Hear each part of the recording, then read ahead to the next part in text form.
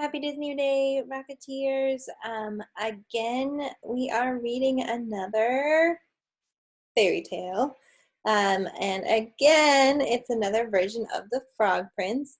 I am going to try to avoid how long my video was yesterday.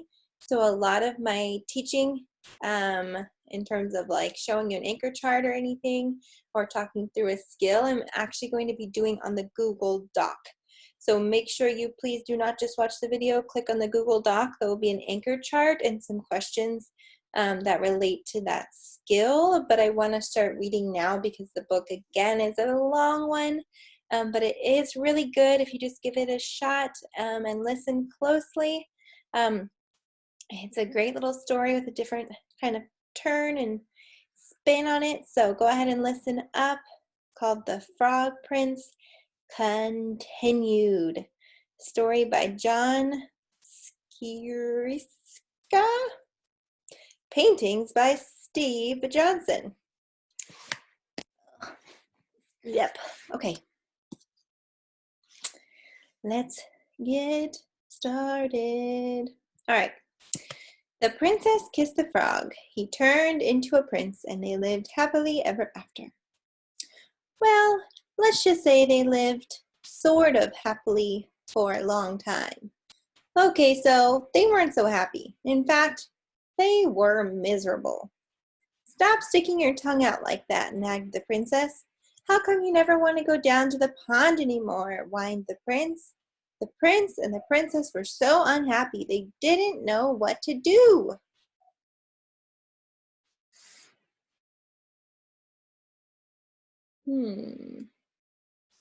I would prefer that you not hop around on the furniture, said the princess, and it might be nice if you got out of the castle once in a while to slay a dragon or giant or whatever. The prince didn't feel like going out and slaying anything. He just felt like running away. But then he reread his book, and it said right there at the end of his story, and they lived happily ever after, the end. So he stayed in the castle and he drove the princess crazy. Can you guys go like this? Crazy. Then one day the princess threw a perfectly awful fit. First you keep me awake all night with your horrible croaking snore. Now I find a lily pad in your pocket. I can't believe I actually kissed your slimy frog lips. Sometimes I think we would be both better off if you were still a frog. That's when the idea hit him. The prince thought, still a frog. Yes, that's it. And he ran off into the forest, looking for a witch who could turn him back into a frog.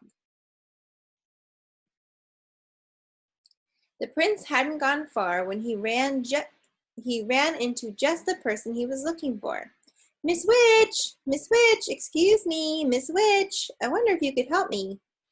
Say, you're not looking for a princess to kiss, are you? Asked the witch. Oh no, I've already been kissed. I'm the Frog Prince. Actually, I was hoping you could turn me back into a frog.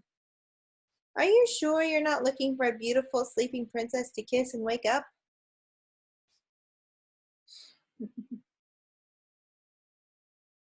Looks like she's holding a remote control of spells.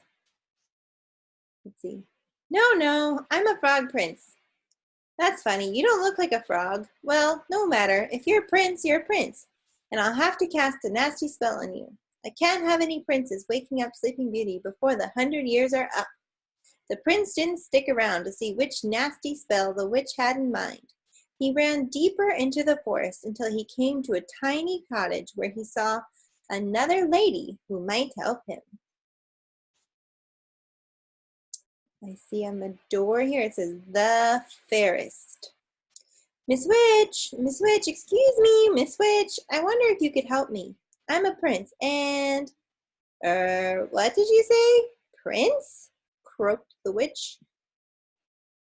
No, I mean, yes, no, I'm not the prince looking for Sleeping Beauty, but yes, I am the Frog Prince, and I'm looking for a member of your profession who can turn me back into a frog. so I can live happily ever after. Frog Prince, you say? That's funny. I thought frogs were little green guys with webbed feet. Well, no matter. If you're a prince, you're a prince, and I can't have any princes rescuing Snow White. Here, eat the rest of this apple. The prince, who knew his fairy tales and knew a poisoned apple when he saw one, didn't even stay to say no thank you. He turned and ran deeper into the forest. Soon he came to a strange-looking house with a witch outside.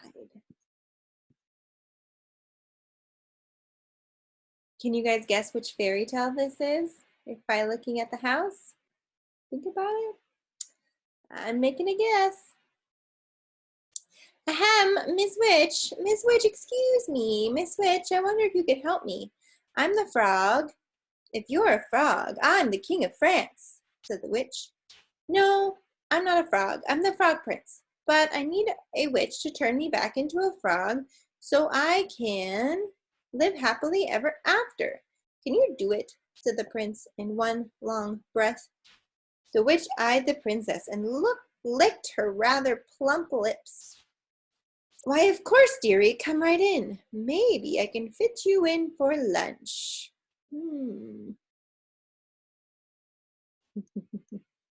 The prince stopped on the slightly gummy steps. Something about this house seemed very familiar. He broke off a corner of the windowsill and tasted it. Gingerbread. I hope you don't mind me asking, Miss Witch, but do you happen to know any children by the name of Hansel and Gretel? If you look in here, you can see the witch is looking at a cooking book. It says Roast Prince. Why, yes, darling, I do. I'm expecting them for dinner. The prince, who, as we said before, knew his fairy tales, ran as fast as he could deeper into the forest. Soon he was completely lost. He saw someone standing next to a tree. The prince walked up to her, hoping she wasn't a witch, for he'd quite had his fill of witches. Madame, I am the Frog Prince. Could you help me? Gosh, do you need it? Said the fairy godmother. You are the worst looking frog I've ever seen. I am not a frog. I am the Frog Prince, said the prince, getting a little annoyed. And I need someone to turn me back into a frog so I can live happily ever after. Well, I'm on my way to see a girl in the village about going to a ball, but I suppose I could give it a try. I've never done frogs before, you know. And with that, the fairy godmother waved her magic wand and turned the prince into a beautiful carriage. The prince couldn't believe his rotten luck. The sun went down, the forest got spookier, and the prince became more and more frightened. Oh, what an idiot I've been. I could have been sitting at home with the princess, living happily ever after, but instead I'm stuck here in the middle of this stupid forest turned into a stupid carriage. Now I'll probably just rot and fall apart and live unhappily ever after. The prince thought these terrible, frightening kinds of thoughts, and a few worse too awful to tell, until far away in the village, the clock struck midnight. Who knows what happens to the fairy godmother's spells when the clock strikes midnight? I bet all of you do. Okay, let's go. Keep going. Here he is in the dark as a carriage. The carriage instantly turned back into his former prince self and ran by the light of the moon until he was safe inside his own castle. Where have you been? I've been worried sick. You're 7 hours late. Your dinner is cold. Your clothes are a mess. The prince looked at the princess, who had believed him when no one else in the world had. The princess who had actually kissed his slimy frog lips. The princess who loved him. The prince kissed the princess, and they both turned into frogs, and they hopped off happily ever after. The end. Rocketeers, I want you to think back in our book from today. And as a good reader, you're always thinking about the theme and the big idea and what you're supposed to learn from the story.